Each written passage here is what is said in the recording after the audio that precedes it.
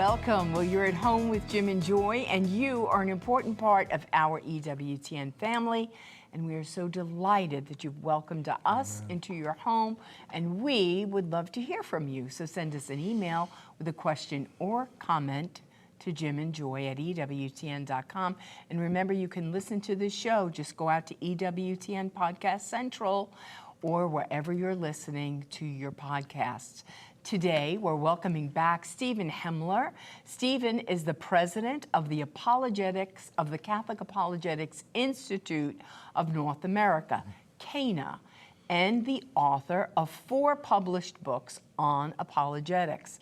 He has a Master of Pastoral Studies degree from Loyola University of Chicago, as well as a bachelor and a master's degrees in civil and structural engineering from Virginia Tech. After 33 professional engineering career, 33 years of a professional engineering career, including 13 years in which he worked in Saudi Arabia with his beautiful family, Steve took an early retirement in 2011 to follow a calling to serve God and the church full time. And since then, he has done over 600 apologetics presentations to about 30,000 people in 20 dioceses worldwide. That's what you get for retiring. Yeah, but I'm going to share something about that. He has also developed and teaches online courses for Catholic International University certificates in apologetics. Steve and his wife, Linda, have been married for 47 years. They have 3 adult children, as well as 4 precious grandchildren, and they live in Culpeper, Virginia. And today he's going to be speaking us about this beautiful book, The Busy Parent's Guide to the Catholic Faith, Short Answers to the Big Questions. Now, this is a great Father's Day gift. Father's Day is June 21st. It's this month. If you're thinking, what do I need to get Dad? Maybe this is a great book for your dad, for your brother-in-law, for your grandfather, somebody who needs to, and maybe even for your priest, who knows, a deacon in the church. So it's a great book. It's brief and very clear answers, which are important in ways that we need to articulate and own our own faith and share this. And you know, you said that's what Steve gets for retiring.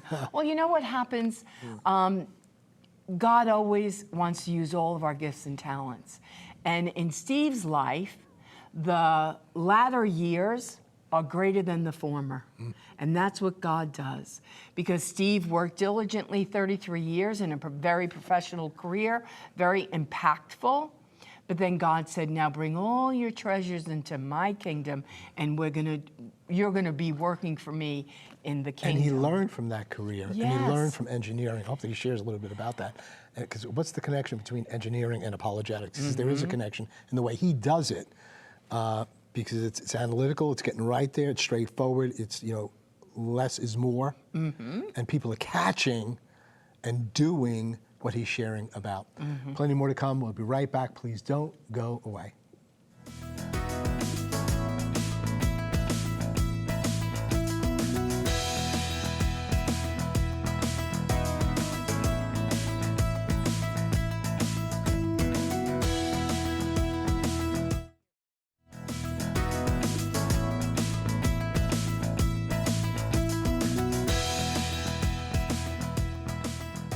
Welcome back. Well, our guest today is Steven Hemler. He's the author of a great book, and I encourage you to go out to EWTNRC.com to purchase this. It's a great Father's Day gift. The Busy Parent's Guide to the Catholic Faith, Short Answers to Big Questions. Go out to his website, canaweb.org. Well, Steve, we so enjoyed our conversation with you yesterday. Briefly tell our family a little bit about the book, and then we're going to get into the meat of it and some of the big questions. Yes, thank you, Jim and Joy. It's good to be back. So this book is intended to help equip parents to be able to share with their children, especially older children, why they believe what they believe. Why does the church believe what it believes? How do we know God exists? What about evolution and creation? What about Jesus, his divinity and his resurrection? How do we know that's true? What about the Eucharist? You know, how do we know we have a soul and there's a heaven and hell? And all these questions, why go to church? Why go to Mass? And so we help equip parents to be able to explain and share why we believe what we believe. And we do this in this book with short, clear, concise, correct chapters. They are theologically sound because the book does have the imprimatur from our bishop, Bishop Michael Burbidge of the Catholic Diocese of Arlington.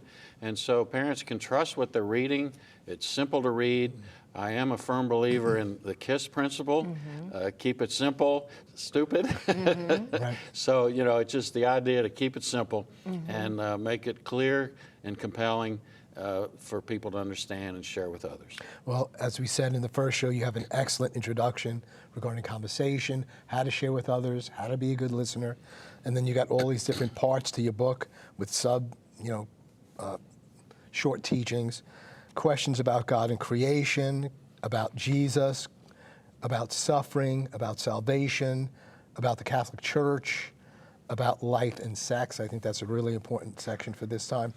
But just want to turn it over to you, and maybe there's one or two areas that you think are really relevant for this show or today, and you can address those for us. Thank you, Jim. So it seems like that we all wonder how we know God exists.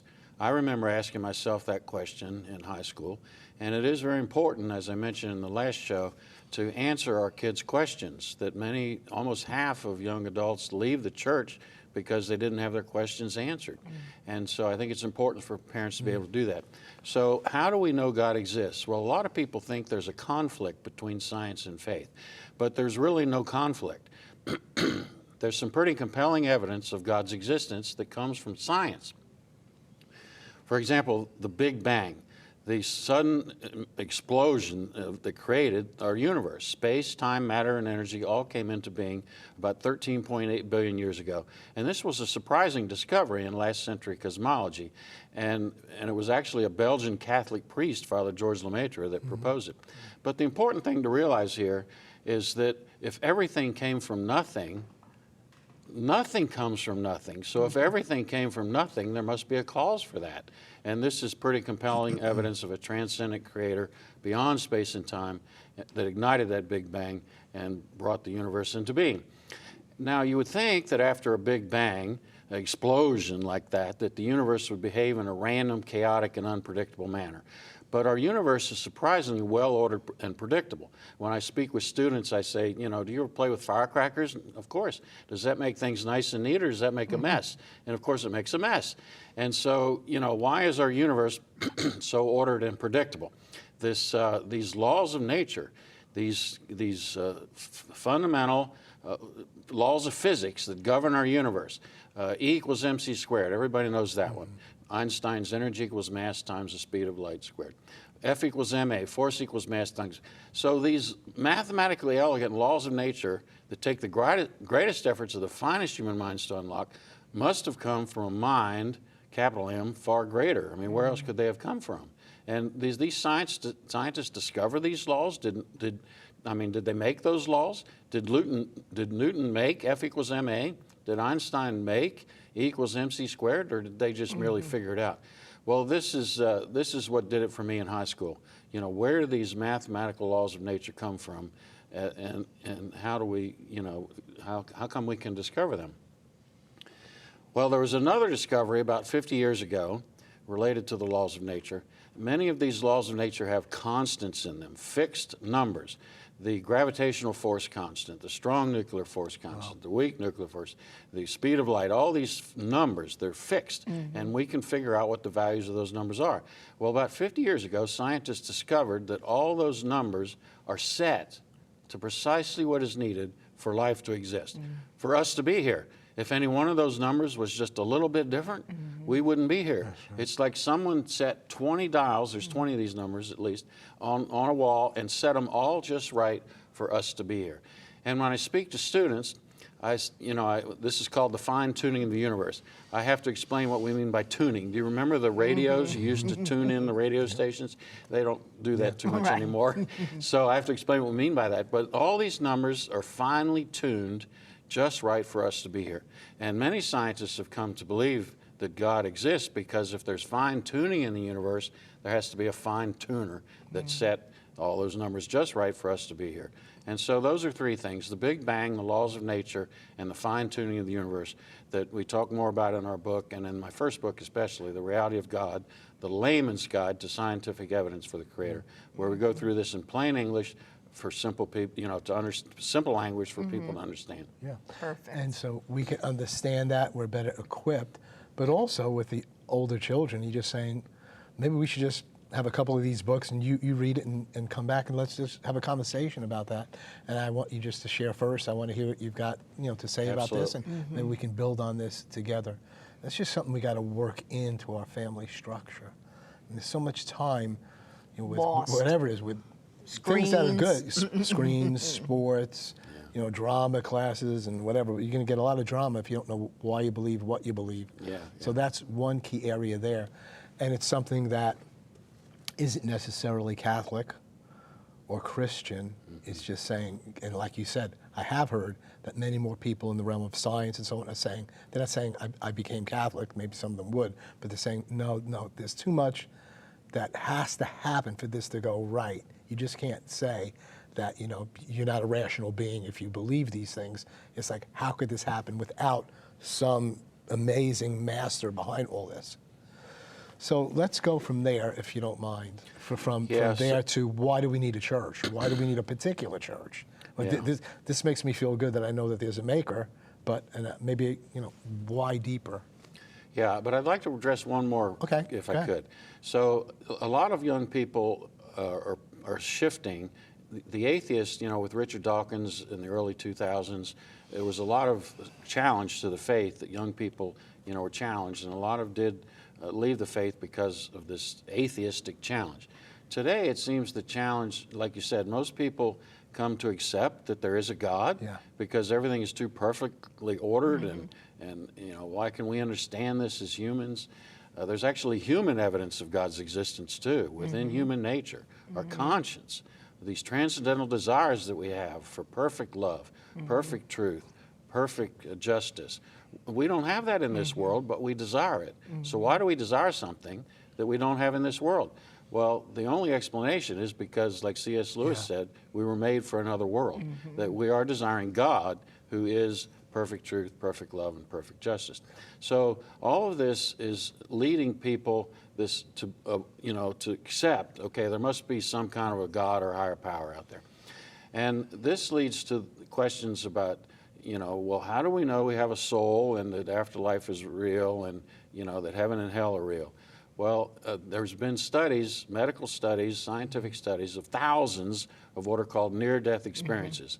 People are dead and they come back to life and they talk about things that happened when they were dead. And they talk about a tunnel and all this, and it's pretty amazing, really. But the studies show that these are not just figments of their imagination for several reasons. One is blind people, many born blind, can see what's happening when they're dead on the emergency room table. And when they come back to life, they tell people what they saw, and it's later verified as being true. So this, what's called veridical perception, many people are revived, come back to life, and say what happened, and they observe. Like one classic example is what's called Maria's shoe.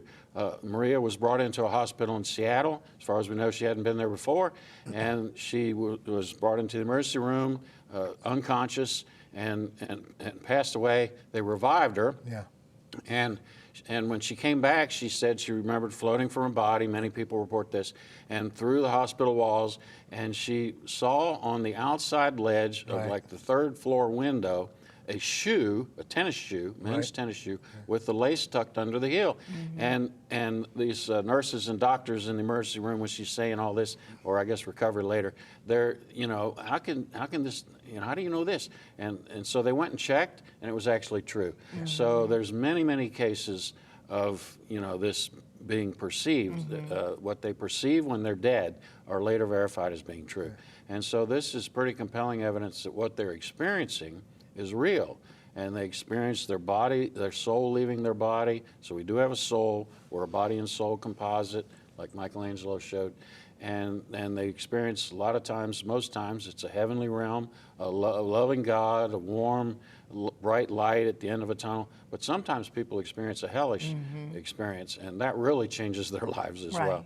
And the evidence of when the people come back into their bodies and they live and they tell the story about it, the radical change of how they choose to live and be from that point on. Because they certainly did have a very deep spiritual encounter.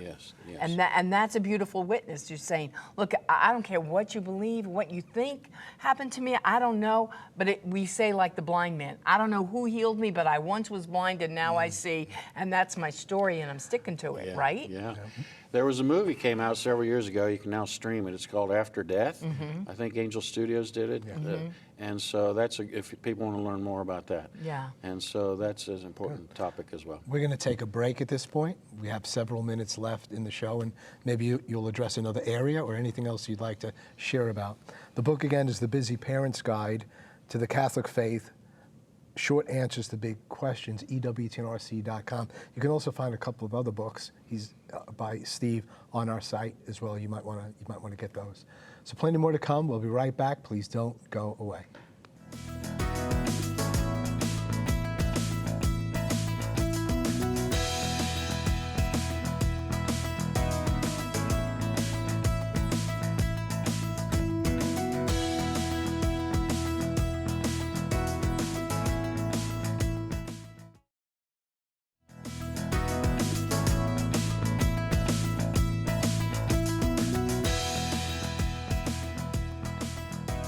Welcome back. We're wrapping up our conversation with Steven Hemler and his book, The Busy Parent's Guide to the Catholic Faith, Short Answers to Big Questions. I know Steve wants to help equip you to do the work of the ministry with those you love the most, your own children and grandchildren.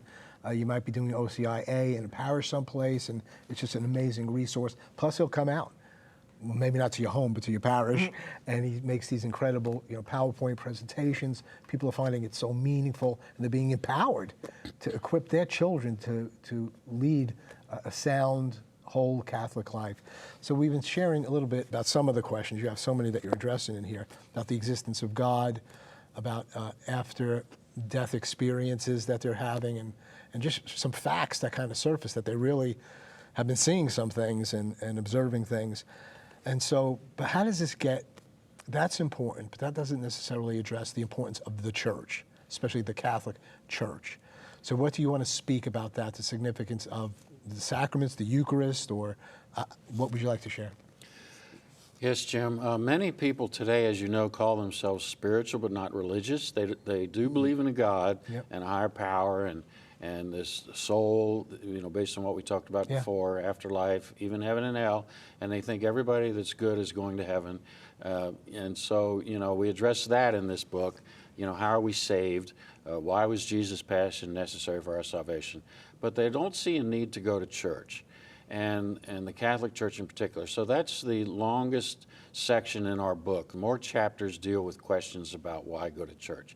And of course, the key thing is the Eucharist. That what was the bread and wine become the body, blood, soul, and divinity of Jesus Christ. And this has been the teaching of the church since the very beginning. And I love this saying. It was our oldest son's first communion banner. We are what we eat. And you talked about that last time, Joy, that we become what we consume.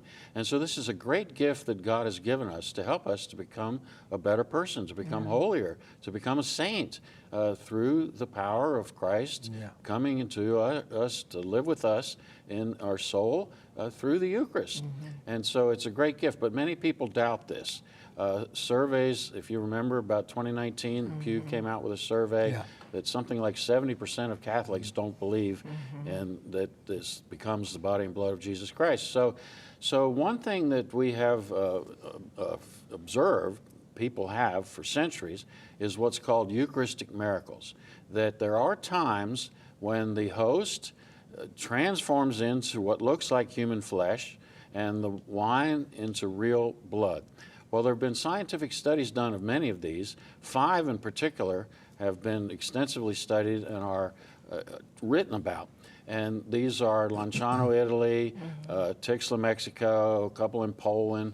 And so we address those in our book as well. And the science is showing that these hosts are actually heart muscle tissue. They transform into human heart muscle tissue with human DNA, but they can't do a genetic profile on it. It's like, well, you know how the cops always can identify somebody? Well, probably because Jesus didn't have a human father, okay? And so he doesn't have the same kind of, so and my oldest son, he said that he thinks that God didn't want anybody saying, you know, through ancestry, DNA, and all this, that, well, I'm related to Jesus Christ, Right, you know, right. we can show it. And so that's but anyway, these studies are showing that these hosts become, even after centuries, Lanciano, Italy was in the middle of the 8th century, and the studies showed that this was indeed heart muscle tissue. And the interesting thing is that this is heart muscle under stress. They see breaks in the heart muscle fibers. They see the presence of white blood cells, which normally die within 15 minutes of leaving a body. Here we are decades, hundreds of years later, and they're still there. They can see these white blood cells in the microscope. And so another thing, when they do have blood, when the wine transforms into the blood, it's always type AB, which is the same as the Shroud of Turin. You know, we didn't even know about blood types as humans until the 1900s, early 1900s. So how could somebody have forged that? You know, there's a lot of reasons to believe these are not forgeries. And, you know, to match the Shroud of Turin, the burial cloth of Jesus, the Sordarium of Orvieto, the face cloth, to match that with these Eucharistic miracles, type AB, the rarest blood type. And so it's pretty amazing. So the science is actually supporting our faith, like I talked about before. And it helps parents to be able to explain. Kids today really respect science, scientific knowledge. So we equip parents to be able to share, you know, the scientific basis. They're supporting our faith. Steve, thanks so much for being with us over these couple of days. Thanks for your answering a few of the questions. All the answers are in this book. You're a real gift to the church, to parents, and to the family. The Busy Parent's Guide to the Catholic Faith, short answers to the big questions. You may have been watching the show today and saying, gee, I wish Steve would just come to my house and do this. Can I call him to come? But you know what? He's not going to come to your house. So go to a parish. Go to his website. He's writing this so that you'll be able to do it. God bless you and all your loved ones. Bye now.